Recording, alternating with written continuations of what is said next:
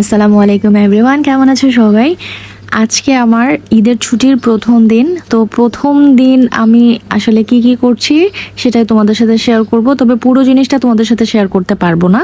তার কারণ হচ্ছে আজকে বাসায় অনেক কাজ, সব কিছু একসাথে একা করতে পারবো না। ছোট বোন এমনিতেই বাড়ি চলে গেছে, আর ঈদটা ইনশাল্লাহ সম্ভবত ঢাকাই করব, তারপরে ইনশাল্লাহ বাড়ি চলে যাব।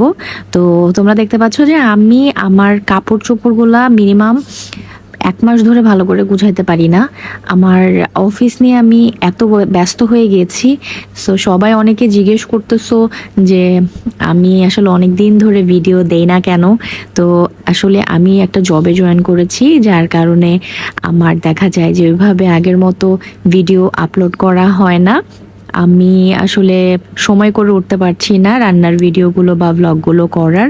আগে যেমন অনেক দিন গ্যাপে ছিলাম, তো সেই সময়ে আমার এই চ্যানেলটা খোলা হয়েছিল। সেই সময়ে আমি আমার রান্নার ভিডিওগুলো তোমাদের সাথে শেয়ার করতাম, কিন্তু এখন আসলে সেভাবে পারছি না। সেজন্য আমি সত্যিই দুঃখিত। তোমরা অনেকেই আমাকে মিস করছো, আমি জানি অনেকেই আমার কথা জিজ্ঞেস করো তোমরা মেসেজে, কিন্তু আমি সময়ের অভাবে আনসারও করতে পারি না। তো আজকে ঈদের ছুটিতে তো প্রথম দিন আমি প্ল্যান করেছি শুধুমাত্র কাপড় চোপড় গোছাবো, কারণ বাসার প্রত্যেকটা কোনায় কোনায় এলোমেলো হয়ে আছে, ময়লা জমে আছে। বুয়ার উপরে ভরসা করে আসলে কোনো কিছুই হয় না, কারণ সে সব দিকে আসলে ঠিকঠাক মতো পরিষ্কার করে না, বা কাপড় চোপড় গোছানো এই কাজগুলো বুয়া করে না।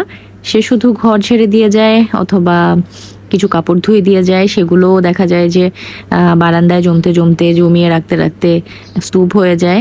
তো আজকে প্রথমেই যেটা সকাল থেকে উঠে শুরু করেছি, সবাই ঘুমাচ্ছে এখন, তো আমি প্রথমেই কাপড় চোপড়গুলো স্টেপ বাই স্টেপ গুছিয়ে নিয়েছি।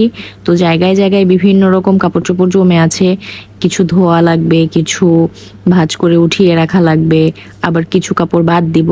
আসলে লাইফে এত কাপড় চোপড় হয়ে গেছে যে এখন বিরক্তই লাগে। তো কাপড় চোপড় আসলে এখন মনে হয় যে খুব মিনিমাল লাইফ লিড করা খুব ভালো, কারণ অল্পতে আসলে খুব শান্তিতে থাকা যায়। যখন অতিরিক্ত কাপড় চোপড় হয়ে যায় তখন আসলে এগুলো গোছানো ম্যানেজমেন্ট করাটা খুব ডিফিকাল্ট হয়ে যায়। তার উপরে বাসায় যদি বাচ্চা থাকে, বাচ্চাদের তো এমনিই অনেক কাপড় চোপড় হয়। আর যারা বেসিক্যালি জব করে তাদের একটু কাপড় চোপড় না হলেই চলে না, যেহেতু আমাদের বাইরে যেতে হয়, তাই প্রচুর পরিমাণে কাপড় চোপড় দেখা যায় যে হয়ে যায়, না চাইলেও হয়ে যায়। আর আমার বাচ্চার খেলনাগুলো তো সারা ঘর ভর্তি এলোমেলো হয়েই থাকে, দেখা যায় যে এগুলো গুছাইতে গুছাইতে আমার কোমর ব্যথা হয়ে যায়। বিশেষ করে আমি বেশি প্যারায় পড়ি হচ্ছে কাপড় চোপড় নিয়ে, এগুলো ধোয়া, এগুলো গুছায় রাখা, ম্যানেজমেন্ট করা। তো বাচ্চা ছোট থাকলে দেখা যায় যে মাদের অনেক কষ্ট হয়, সেগুলো ম্যানেজ করাটা খুব ডিফিকাল্ট হয়ে যায়। তো আমি এখন এগুলো নিয়ে এত বদার হই না, এলোমেলো আছে তো থাক। আমি এখন আর এগুলো নিয়ে এত বিরক্তও হই না। এলোমেলো থাকলে আগে খুব বেশি খারাপ লাগতো, এখন আর এগুলো নিয়ে খারাপ লাগে না, কারণ এটাই লাইফ। আর লাইফে আগাইতে হবে, এটাই হচ্ছে মেন কথা। এগুলো নিয়ে বদার হলে দেখা যায় যে আরো বেশি প্যানিক লাগে। তো আমার প্রত্যেকটা সোফার উপরেই দেখা যায় কাপড়, খেলনা, এগুলো দিয়েই বেশি ব্যস্ত থাকে। আমরা নিজেরা এগুলোতে আসলে বসারই সময় পাই না।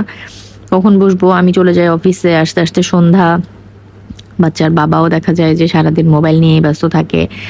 আমি যতটুকু সময় পাই বাচ্চা আর রান্না এইটুকু নিয়েই ব্যস্ত থাকি। আর দেখো এই যে কি অবস্থা ঘরের, ময়লা পড়ে একদম দাগাদাগি করা যায়, এত অবস্থা খারাপ। বয়সে কোনো রকম একটু হাঁড়ি পাতিল ধুয়ে দিয়ে যায়। আর জায়গা জায়গায় যেগুলো দেখছো এগুলো একেবারেই এলোমেলো থাকে, আমি সত্যি কথা এখন আর গোছাইতেই পারি না। তো কোনো রকম আর কি শেলফে শেলফে ঢুকায় রাখি, মানে ভেতর দিয়ে সদরঘাট, ওপর দিয়ে ফিটফাট। তো আজকের মতো এখানেই শেষ করছি। আগামী 7 দিন কি কি করছি সব কিছু তোমাদের সাথে শেয়ার করবেন ইনশাআল্লাহ।